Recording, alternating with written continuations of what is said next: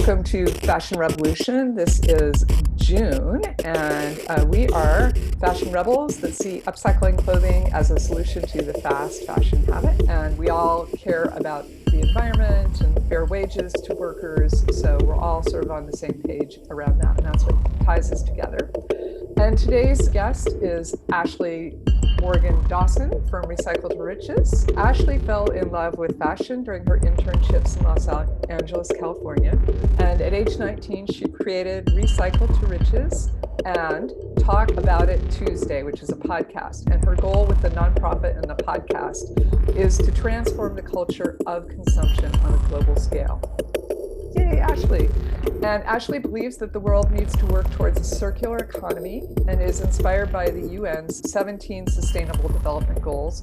She's pursuing a BA in environmental science and policy with a minor in global sustainability and an associate in earth science. So welcome, Ashley. Recycle2riches. So you started out with recycling and progressed to this idea of circular economy. So I'd love to hear the story of how that happened for you. Yeah, big journey. It was more or less just seeing the waste that was in the world of owning your own business.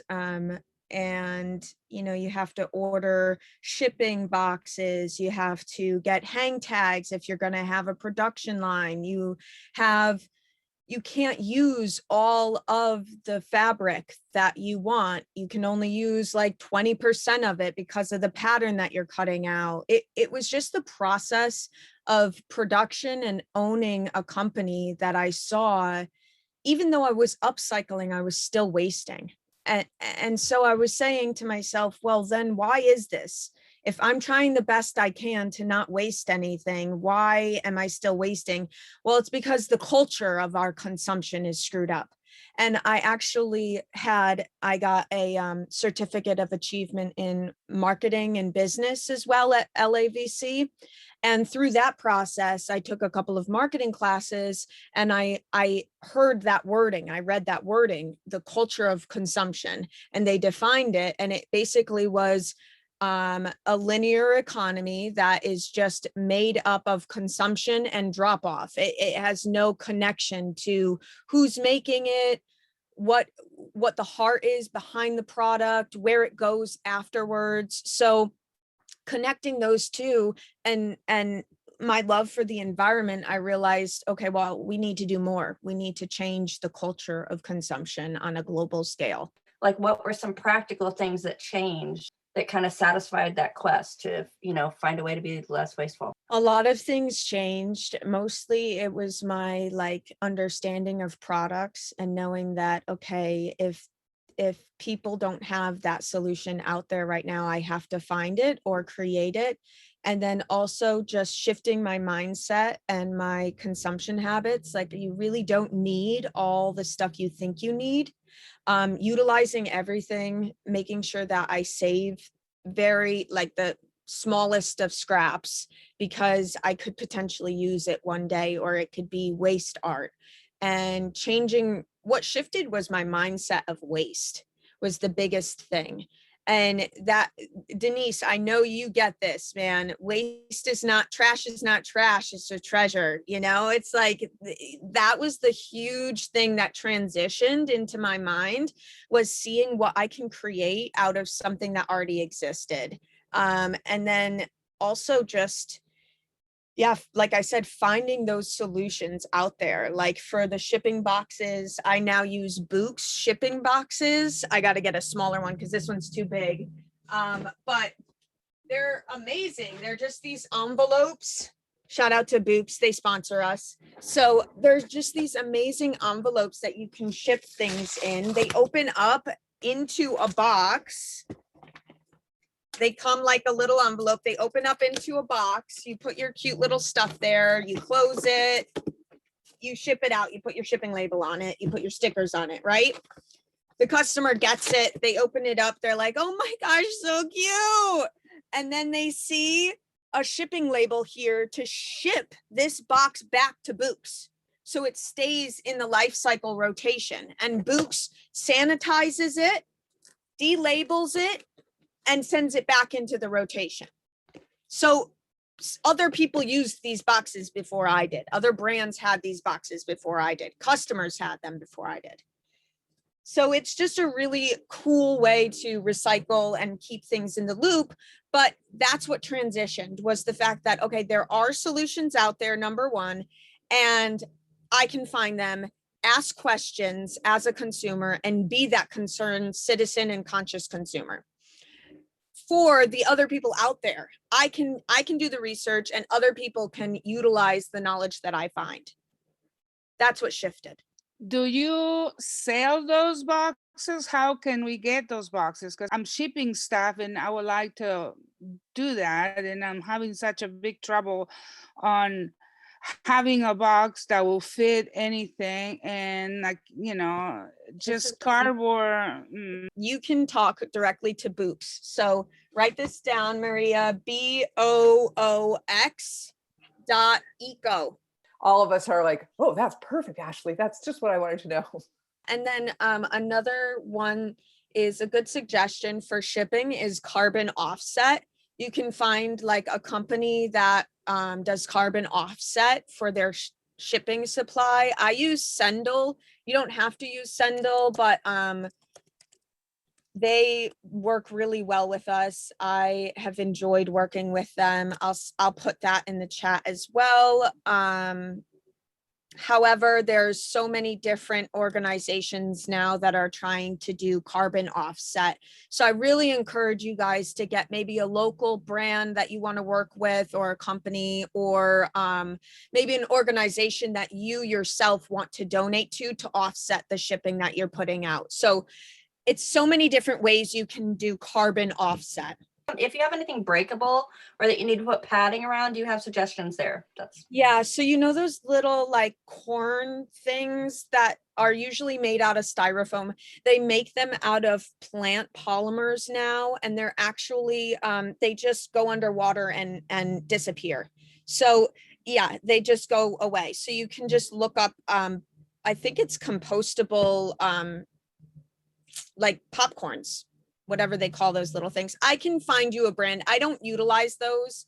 I get a whole bunch of different shipments from brands, and because I do life cycle analysis on brands and see how sustainable they really are.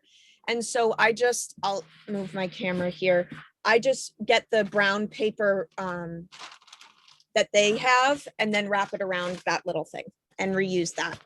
So that's another thing you can do, reuse the shipping products that you're already getting in from. I know people sometimes have a weakness and they shop on Amazon. If you get stuff from there, if you get stuff anywhere, just keep that, fold it up neat, put it in a little box, or put it on a little roll and roll it up. Yeah, so I think I missed something with Stacy's intro. Could you tell us a little more about Recycle2riches? Oh yeah, for sure. Yeah. So, okay. So Recycle2riches, I started when I was 18. It started as just a DBA, doing business as, and I started with the concept of, okay, I need to utilize everything that's already out there. Everything can be something, hashtag everything can be something. And it was for the point where it was like, I had my experience in the fashion industry. I saw the waste. I had about 3 internships that just abused me. I saw the waste that was in the world, and it was just not right. So I felt like I needed to do something about that. And I came across the concept of upcycling and fell in love with it. I was obsessed, and to the point where I was only selling crop tops that were t-shirts with cutoffs, and that it was like the easiest, funnest thing to sell at the time. And so, like I said, through the process of running a company, I was still young. I'm 25 now. I'm growing. Through that process, I had to do something bigger, because I learned that there was way too much waste in the world. So now our company, a DBA, transformed into a nonprofit, a 501c3. We got an angel sponsor, a fiscal sponsor to sponsor us to get the nonprofit, which was such a blessing. And so now we're official nonprofit. Yay. Like you said, Charmaine, now I'm a president of a nonprofit, and I'm like, I don't know, my label just got bumped up massively and I just didn't get a pay raise. I don't know what happened there. But anyway, so now we're changing the culture of consumption through communication, collaboration, and most importantly, community education. And that has to do with everything like this, getting the upcycling community, you know, bigger, growing that. Not only that, I'm going to put in the chat our closed loop community that we are planning for Recycle to Riches, our long-term goal. And this is off What's the a topic closed of loop fashion. community? Yeah, so this is off the topic of fashion, really, but this is kind of our passion and our heart now. And this is really a community that utilizes everything, like an actual place that people can come see how an eco village can run. And there's plenty of them out there. It's not a new thing, you know. There's earth ships, which we utilize in our breakdown. There's awesome villages out there, but this is going to be to educate the community and to show that sustainability is possible in all avenues of your lifestyle. And yeah, that's our breakdown that we have right now, if you want to check it out. And the goal of these communities is to change the microclimates around them through, you know, biodiversity and carbon sequestration. And I believe sustainability is possible anywhere. The solutions are out there, and I'm just trying to bring them into one center point for people to see. I just think it's wonderful. Wonderful. I've been pushing this stuff since I was 19. It's been a while. Thank you, God. I'm excited. Yeah. The new generation is ready to go and really, Amen. really ready to fight for this. And they're not accepting anything less than a sustainable future. So Awesome. yeah, it finally got through to us, damn it. Yay! They tried to steal it from us in the 70s, but it's coming back. It's coming back. Oh, no. But just as catchy. Oh my, great. So that's super.